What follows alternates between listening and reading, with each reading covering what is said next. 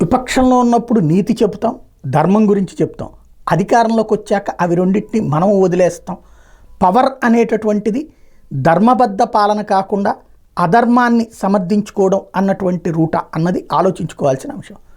ఇప్పుడు ఆ మధ్యన ఏదైతే పెద్దిరెడ్డి ఏరియాకి చంద్రబాబు వెళ్ళారు, ఆ టైంలో వాళ్ళు అడ్డుకున్నారు, దాంతో అప్పుడు తగలబెట్టడం ఇదంతా జరిగింది.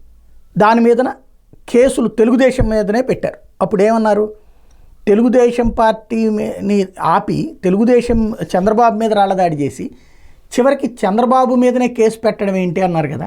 కరెక్ట్, అది తప్పేలేదు. మనం ఆ రోజున కూడా మాట్లాడుకున్నాం. వాహనాలు దగ్ధం చేయడం, పోలీస్ వాహనాలు దగ్ధం చేయడం ఆ విషయం వేరు. బట్ రాళ్ళదాడి చేసినటువంటి వాళ్ళే చంద్రబాబు వలన తమకి కష్టం అని చెప్పి కేసులు పెట్టడం ఏంటి, వేరే కేసులు అని అప్పుడే మాట్లాడుకున్నాం మనం. ఇప్పుడు అలాంటిదే. ఇప్పుడు రెడ్డప్ప అనేటువంటి ఆయన వైఎస్ఆర్ కాంగ్రెస్ పార్టీ మాజీ ఎంపీ, చిత్తూరు ఎంపీ, పొంగనూరులో ఉన్నారు. అదే సందర్భంలో మిథున్ రెడ్డి కూడా వైఎస్ఆర్ కాంగ్రెస్ పార్టీ ఎంపీనే, సిట్టింగ్ ఎంపీ. ఆయన వాళ్ళింటికి వెళ్తే తెలుగుదేశం వాళ్ళు చక్కడ దాడి చేసి వీళ్ళిద్దరు వాహనాలు తగలబెట్టి వీళ్ళ మీదన దాడి చేస్తే దానికి వీళ్ళ మీదనే 2 కేసులు పెట్టడం అన్నటువంటిది, హత్యా ప్రయత్నం కేసులు పెట్టడం అన్నటువంటిది ధర్మంగా ఉన్నట్టేనా అంటే అధర్మమే.